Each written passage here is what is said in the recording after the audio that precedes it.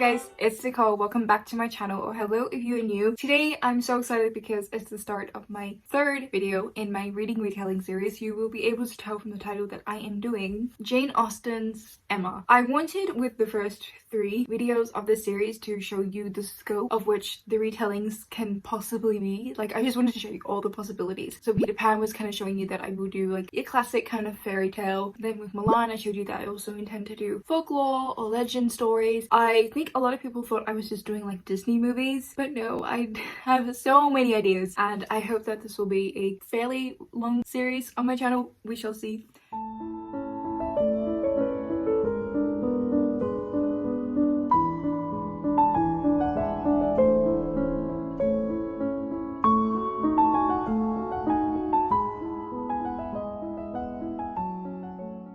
Emma, a story of matchmaking, romantic misunderstandings, and wit. First published in 1816, Emma was Jane Austen's 4th published novel.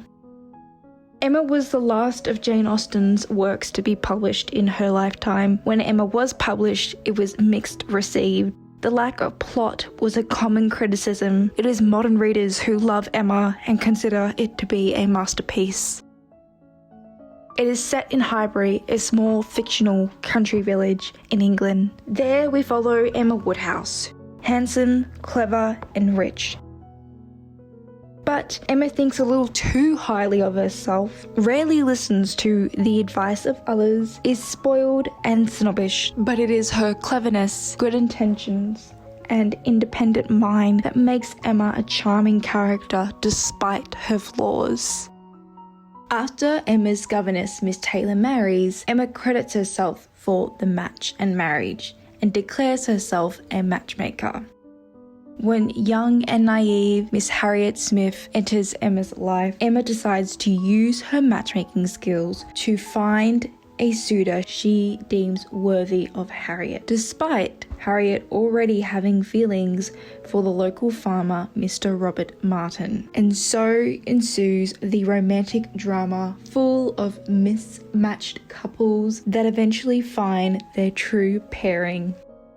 This story is such a timeless story because at the center of it we have a flawed character who grows throughout the course of the novel and comes to understand and empathize with others, especially others who grew up in situations unlike her own. We also see all these funny and ridiculous human interactions, which is something that we still see in today, which is what makes this novel transcend time.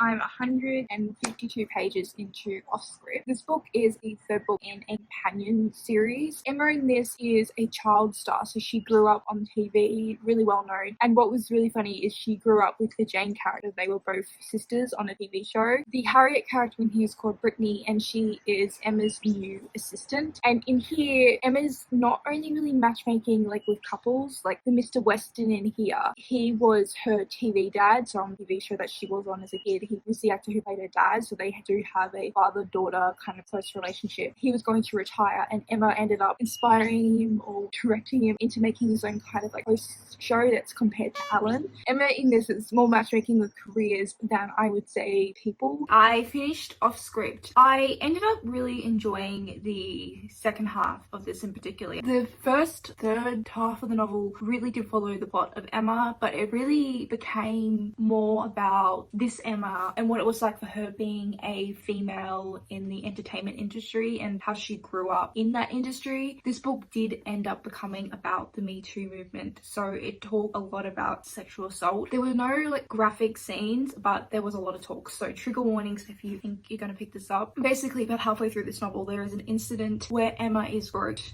inappropriately. I liked the way the author chose to do this particular type of incident because it's the sort of incident that can very easily be brushed off by others, and even Emma herself, after it first happened, she does sort of think to herself, why am I making such a big deal out of this? It shouldn't be such a big deal, and it kind of was. I liked how the author did that. I thought she did a really good job of giving a good full picture of how sexual assault can happen, how it can seem so minor and then extreme instances, and then how people easily brush it off, how it's difficult for victims to talk about, also how some victims can be forced to talk about it and how they might not be comfortable with that. I don't think it was perfectly done, but I still think that the author did a good job. And the story also did follow through with the Emma story. I would say that was very much not a focus though. It was definitely sprinkled throughout, and I thought it was sprinkled throughout in some quite clever ways. Like the apartment building or apartment complex, whatever you call it, that Emma lives in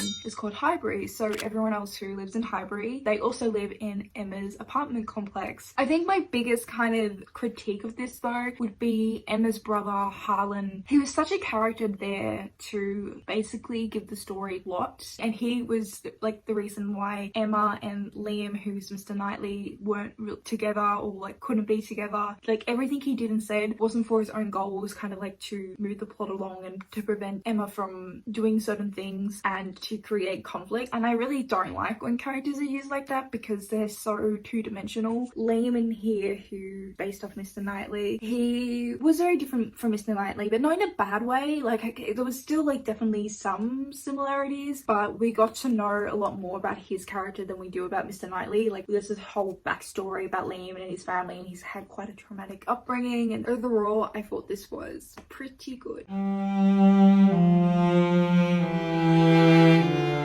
I have listened to about 5 hours of The Importance of Being Emma. This story is the first book in a series where each book in the series is a retelling of Jane Austen's books. And at the very start in the prologue, there is an interaction between the Mr. Darcy and the Mr. Knightley character. And it's Mr. Knightley talking about his relationship with Emma. Emma's someone he's grown up with, their families were very close. He sees her as a little sister. We then have this very short interaction between Emma and Mr. Knightley, and in that Mr. Knightley finds out that Emma has a teenage crush on him. He is older, doesn't feel the same way, and he then goes off to India. This was already planned but prior to him finding out that she had a crush, but he goes to India for his job. And then in chapter 1 we see them meet again for the first time in a very, very long time. Emma's 23 now, and Mr. Knightley is, well, his name's Mark Knightley. Mark is now like 34, 35. Emma works for her family's company, is a businesswoman. Mark's come in, he's now a partner. He's also going to mentor Emma. It was published in 2008, and in some sense feels a little bit older than that. There's a lot of problematic and questionable statements and comments by the characters that are very old and remind me of those problematic old rom-coms I watched as a kid. For instance, every time Mark sees Emma, looks at what she wears, and in his head comments on her body and how what she wears makes her body look. There was this one scene where one of the other characters was commenting on Emma's beauty and saying how she should be a model, and his response was, "No, she's too curvy." There's a lot of late 90s, early 2000s conversations that are very aged. I will also say something I'm finding really awkward about the writing is we're in this modern setting. However, I'm finding that the language that characters use to be really, really formal to the point where it's tricking me and making me think that I'm reading more of a historical novel than a modern setting period novel. So I completed The Importance of Being Emma, and I didn't enjoy this book, but putting aside my enjoyment, I just think this book is problematic. I think that the author used a lot of tropes that are common in romance that contribute to making a really toxic relationship, which is what the relationship between Emma and Mark was. There was constant miscommunication between both parties. There was constant use of alcohol to make these characters get intimate. And for a relationship that I was supposed to find romantic, I didn't. I didn't like it. And I think this author also took the worst traits of the original characters and gave those traits to her characters, but also amplified those traits. So these characters were awful. Like, Harriet was just a complete idiot. I know Harriet's like really naive and ignorant in the original Emma, but I don't think she's a complete ditz. I think she just listens to Emma more than she should. But in here, this one like can't spell, uses words incorrectly in like the wrong context because she doesn't understand the meaning of them. The biggest disservice this book did was making Mark Knightley a completely arrogant dick. I did not like him. He was just so unlikable. And I think in the original Emma, like Emma and Mr. Knightley have this really nice balance between their personalities, and here they just had awful personalities that didn't complement each other in a nice way at all. I just started listening to the audiobook for If I Loved You Less, and I think this is a sapphic retelling of Emma. Mr. Knightley is a woman. Oh my god, okay, I'm so excited for this. This book is also set in Hawaii, which is so cool. I love the change up in setting. Emma in this is called Theo, Harriet's character is called Laurel, and Mr. Knightley's character is called Kinney. Theo and Kinney have two family shops side by side, so Emma's family runs this like surf shop, Kinney runs this bakery. Yeah, so they've grown up knowing one another. I don't really have anything else to tell you because so far it seems like we're following pretty traditionally the story of Emma, but I'm excited because I feel like this book's gonna bring some new takes to this classic story and I'm here for it. So I finished the audiobook for If I Loved You Less. I ended up having quite mixed feelings on this one, unfortunately. What I've really come to appreciate from doing these retelling videos is when an author takes the original story and gives it a new context in not just the setting, but also in context in terms of a modern context that includes things that are relevant to today's society and to discussions that are in today's society. And that's what this book did at the beginning, with it being set in Hawaii and also having a queer main character. However, with that said, I wanted more of that. I really wanted there to be more discussion about queerness in particular, because there were a couple of times where someone else's queerness, not Theo's, the main characters, but the character that is Harriet, who in here is known as Laurel, there is a point where Theo comes to the conclusion that Laurel identifies as non-binary for Theo, because it is widely known that Theo is queer. So Theo thinks that Laurel wants to be non-binary or chooses to be non-binary to make Theo more comfortable, and it makes me uncomfortable when a character questions another character's identity and then for that not to be addressed or discussed in any way. And there were just a couple of instances where things like that happened in the book that I think could have been addressed and not as questionable if there was a further discussion or someone calling out Theo's character and correcting her, or Theo coming to different conclusions, and that didn't happen. I do think that this book would have benefited from just having a bit more meat to the themes. I've listened to a pretty decent proportion of Emma, a modern retelling. It starts off a little bit like a prequel to Emma. So we're introduced to Mr. Woodhouse, Emma's father, and Miss Taylor, who is the woman who raised Emma, and how they came into contact, and how Miss Taylor became Emma and her sister's governess, and what that was like for Miss Taylor raising the girls. There is so much focus on like Emma growing up. This book is like really boggled down like the most boring details, and I just like don't care. Like, I don't care what Emma was like in primary school. So I have no attachment to the story at all. Okay, I finished Emma, a modern retelling, thank goodness. I don't want to talk about this book. This book missed the mark on so many things for me. Firstly, Mr. Knightley was hardly part of the story, and then at the very end he showed up, and of course Emma gets him because what I hated about this book was so much of it was dialogue between the characters. This book was just so boring, so dull. That's all it was. There wasn't any substance to it. There was no really important conversations that went on, and a lot of the conversations was between Emma and like these characters that I wouldn't even call minor characters. They were literally in that one scene to have a conversation with Emma, and then we never saw from them again. I loved in the original how Emma and Mr. Knightley grew up knowing one another. I think that's such an important part of their relationship because Mr. Knightley knows Emma better than anyone really, and I think that's why he's able to see a lot of the good in her and also able to see a lot of the bad in her. Whereas in this book, they did not grow up knowing one another, and then he's also hardly in the book. There were also these statements that were just stupid. Like one statement was, pianos are too heavy to carry even for those with tattoos. And there was this one that I really didn't like about clothing sizes. The statement was, everyone's a size 10, even those who don't know they are. There was no humour or wittiness like there is in the original. There was basically no Mr. Knightley. And this was just bad.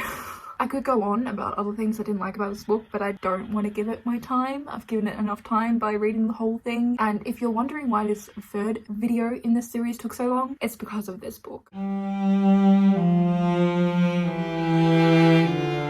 I started the book, I'm about 30% of the way through it so far, and I'm really enjoying this. What I'm liking about this is we're following Harriet's perspective. So Harriet is at this school, like this sort of magic school, but they are godmothers in training, her and the other students. And godmothers are, you know, tasked to do like matchmaking and stuff. And Emma's just come into the story and she's interested in becoming a godmother because she's interested in matchmaking, and she doesn't think she's interested in getting married because those who become godmothers cannot get married or be matchmade. They have to do the matchmaking. It's just like fun. Like not a whole lot has happened. Harriet's been tasked to mentor Emma, and she's also been tasked to find a match for Mr. Knightley. This story does read quite young. I think it's on the younger side of YA, but what I'm really enjoying about this is how creative the world is and the relevance to the original Emma. We have to remember that I love fantasy, so I'm always going to be biased towards a fantasy story rather than one set in a contemporary setting. I'm just so happy to say that this was so much fun. I think this book was a little bit refreshing to read because it was such a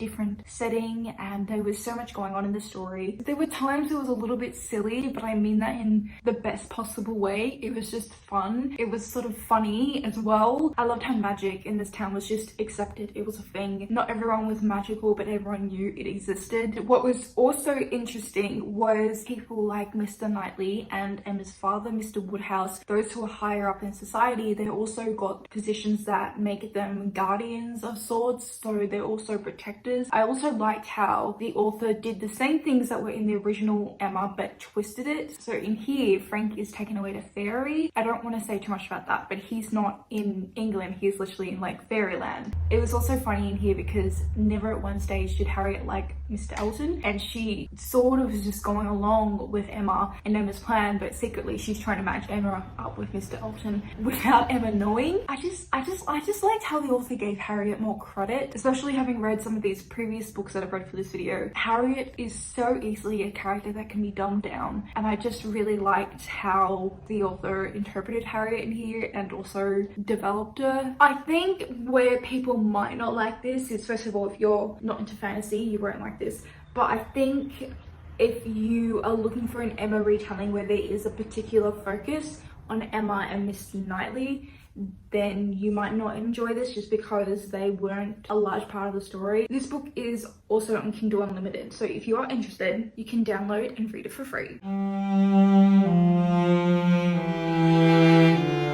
Okay, so I have made a start on Dear Mr. Knightley. So far from what I've read, I don't think this book is an actual retelling. It seems like the main character just loves Jane Austen's books and other classic authors and classic books, and she just is constantly referencing them. I also don't think that there's any way that this will work out to be a Emma retelling because this main character is an orphan. She's at the moment 24, 25 years old, and she's trying to get into a graduate program and also applying for scholarships. And she started writing these letters to this Mr. Knightley person who is, I don't know what you call it, like he is someone who's in the foundation, is that the right word, for the scholarship program. He's someone who helps organize it or helps fund it. He's somehow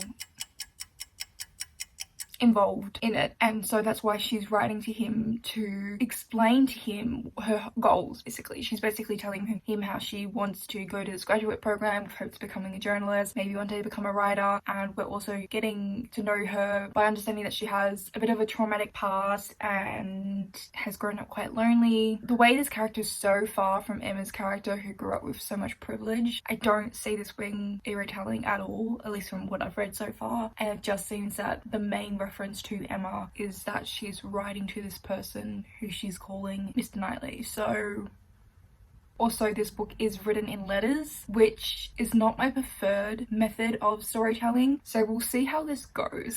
I finished the book. I was right, this isn't really a retelling. The whole letter writing, I just couldn't really buy into that. Not that it wasn't unbelievable, it's just so far from anything I would ever do that I just kept asking myself, why are you doing this? Instead of like taking in what the main character was doing and saying. She gets so personal. She shares her life. She shares what it was like growing up as an orphan, what happened with her parents, but she also shares details of her love life with this stranger. I also will say that it was interesting hearing the author's analysis of Jane Austen's characters, because what the main character would often do, she would compare people that she knew in real life to the literary characters, explain them a little bit and do a little bit of an analysis of them. So it was interesting hearing that and the author's interpretation of those characters, especially Emma.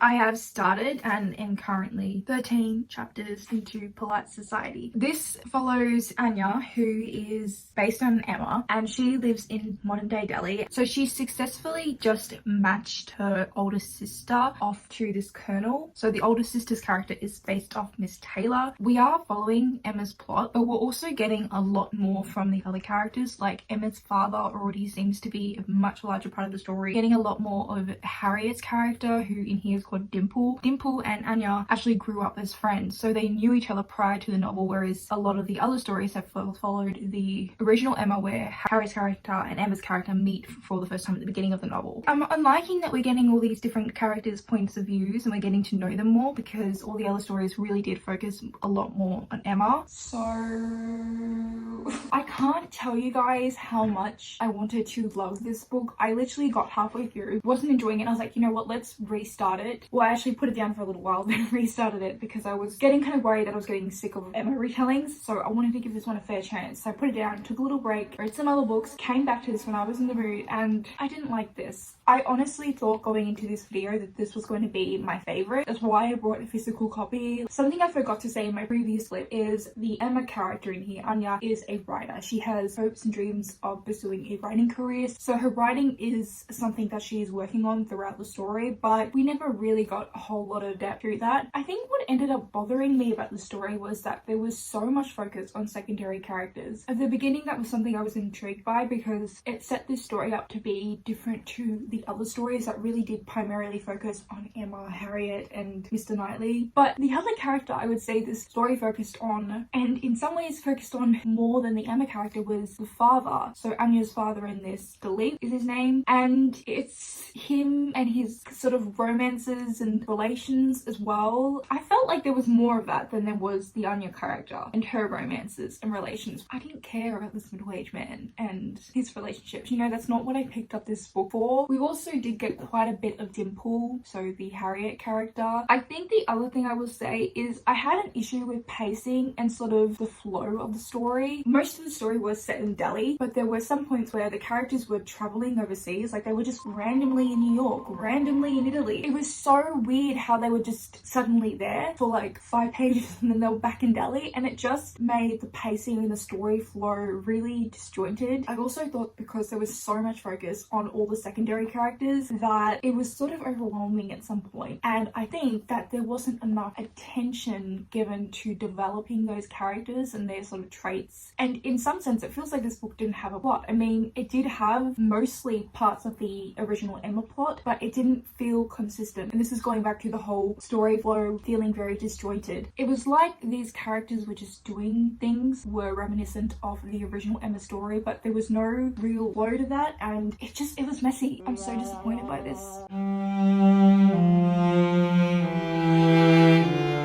I also made a start on Jane Fairfax. It's described as like the companion to Emma. I've only read the first like 15% so far, but we're starting off at Emma and Jane's childhood. We get to know at first a little more of Jane's background, like what actually happened to her parents and what kind of careers they had. We see Emma and Jane's relationship, and then we've just had Emma's mum died, and she died by giving birth to Emma's younger sibling who was a stillborn. So that's not in the originals. I just finished the part where Miss Taylor's come in to be Emma's governess, so they've just met for the first time, which was kind of cute, and we kind of get a peek into how Jane and Emma's relationship has kind of always been rocky, and it's interesting seeing Emma as a child. I just hope that we get more focus with Jane as we go on, because it kind of started off like that and then we like shifted to a focus on Emma, and I did kind of like it just because we got extra details that we hadn't gotten before, but I just want the focus to be Jane. I completed Jane Fairfax. This book is split up into two parts. So in part one we see Jane as a child, we also see with Emma, like I said, talked about in Highbury, and we see her leave and move in with the Campbells, who she is raised with. I should probably say a little bit about who Jane is. So if you have not read the original Emma, Jane is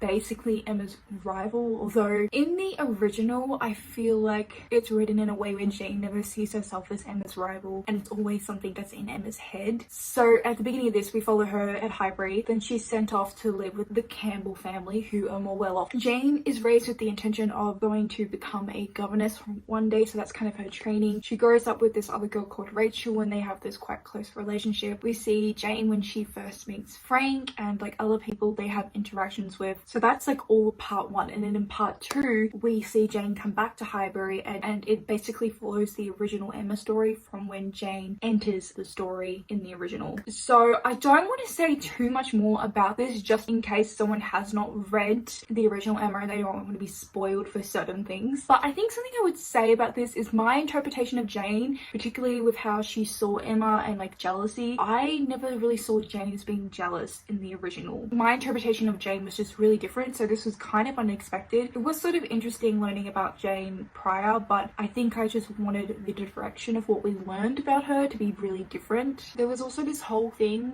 that carried all the way through that Jane had a childhood crush on Mr. Knightley. To be completely honest, I was not a fan of that, but it was interesting to see someone else's interpretation of Jane's character.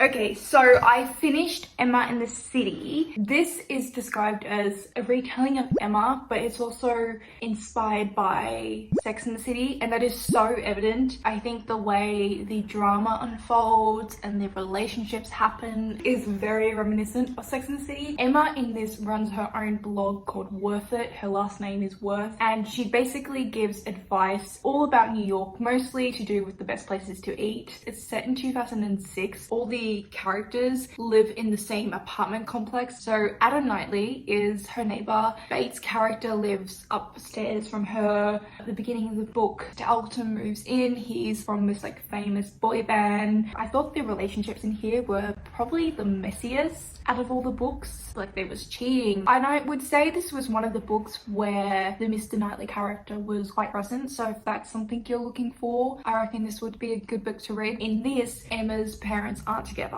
Her father comes into the story at the end. We hear a little bit about her family. We just kind of get passing comments early on in the book. So there's a hint that Emma didn't grow up having this perfect, happy childhood like the original had. And I just felt with a few characters, they were placed in the story just to sort of make certain things happen plot-wise. There was a whole other character that the author had created. One of them was Lauren, who's a friend of Emma's, who's not based on an original character, and she ends up making things happen, and that was kind of like all her character was there for. It is a personal pet peeve of mine when a character is used to move the plot along in a certain direction.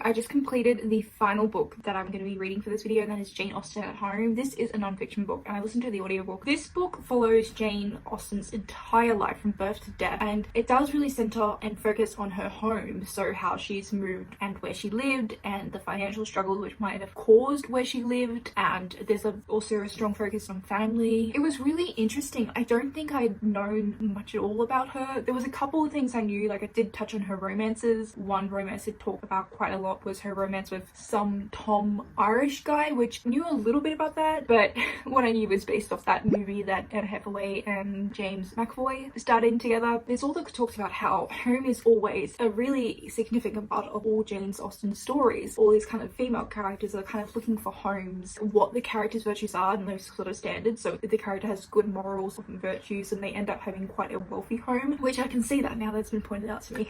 No proof on this, but I found it quite interesting how the author talked about how there is theories out there that Jane and her mother didn't get along, how none of the protagonists in Jane Austen's stories have a particularly strong relationship with their mother, if any at all. I mean, you see in Pride and Prejudice, Lizzie obviously has her differences with her mother, Mrs. Bennet, and then with Emma doesn't have a mother, so she's completely absent from the story. So I do recommend this if you want to learn more about Jane Austen and her life, her family. If you're a history buff like me and you're fascinated by learning about different times, this also touched on that. Like, it also kind of talked about the Napoleon Wars and how that affected Jane and her family, because there were male family members in her family who were off in the Navy. A lot of the moving around Jane had to do was influenced by the Napoleon War. There were definitely times where it got dry. Like, I think if I picked this up physically, I think I would have struggled, I'm going to be honest, but I did really enjoy the audiobook. I thought the narrator did a good job. And that is the end of this video. This has been a journey. I actually started working on this in July. I originally had plans to get it out late August at the latest, and it's now October. So clearly it took me a while. I definitely struggled with this one more than I did my Milan and Peter Pan one. When it came to the Milan and the Peter Pan retellings, all of them, pretty much all of the books that were in those videos were fantasy books, and the authors tend to have a lot more elements that were their own in those stories, whereas in here, the only thing that was really different was the setting, and every single story was really quite faithful to the original Emma plot. Unfortunately, to be completely honest with you guys, I didn't find a favorite book in this video. In my other retellings, I did find some new favorites, but in here,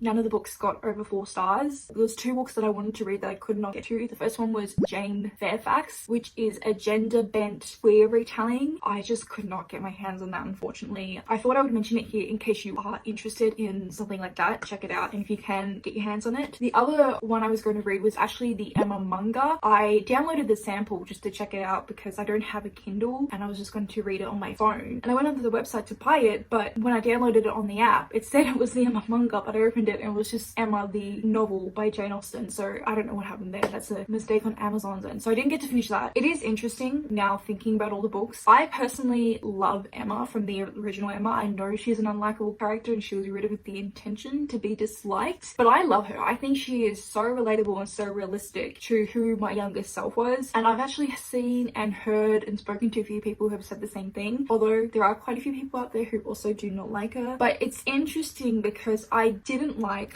most of the Emmas that were in the retellings. I just thought they were all a bunch of bitches.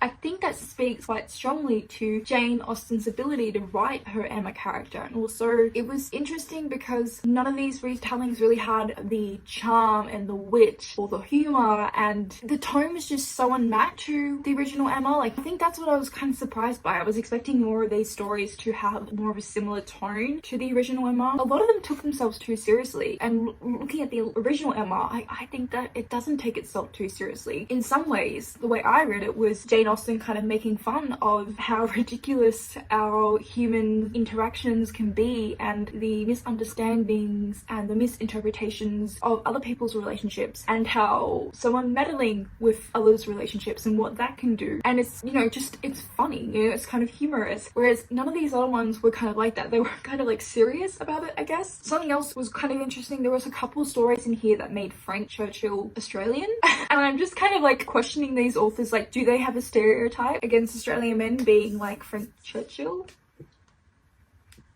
I don't know, but that's a thought. And it's interesting how all the retellings really did emphasize this matchmaking and that these Emmas were matchmakers. I think my favorite did end up being the magic and matchmaking one. I honestly think when I picked that book up, it was really refreshing because it was such a different setting and there was other stuff going on. And because it was the first book in the series, we didn't actually have all the characters end up with who they will end up with. So we didn't follow the entire Emma plot. We only followed like the first third of Emma's original plot. And then there was all this other stuff going on with the godmothers in training and all that. And also with the godmothers in training, the author had added her own characters, which a lot of the other books didn't really do that. I think in terms of the other novels, I really enjoyed Off Script. The more I read these retellings, I actually appreciated Off Script more for what it did, especially because I didn't really touch on this when I reviewed it, but the Mrs. Bates character actually becomes quite an important character, and I think that book just did a lot more, whereas these other books really did just follow Emma's original story with a different setting and some other complications and setups, but nothing overly significant. Even though I didn't find a favorite, I still love doing these videos. I think it's just really interesting comparing all the retellings and how an author can interpret a original text and then how you also yourself interpret a original text. So yes, that's the end of this video. I'm a little bit nervous to put this one out just because I don't know how many people are going to be interested in Emma retellings. I feel like Milan and Peter Pan had a much larger appeal, but if you did make it to the end, thank you so much. And if you could put the bonnet emoji in the comment section to let me know, that would mean a lot to me. I will make sure to link the other 2 retelling videos that I've done in the description box. I also have another fun reading vlog series on my channel where I read books based on my favorite tropes. So far I have done time travel and mafia families. I've also recently created a tag called the anti-TBR tag, so I'll also have that video linked in the description box. Please check them out if you are interested. It would mean a lot to me. And thank you so much for watching, and I really hope that you're enjoying whatever you're currently reading, and I hope to see you next time. Bye!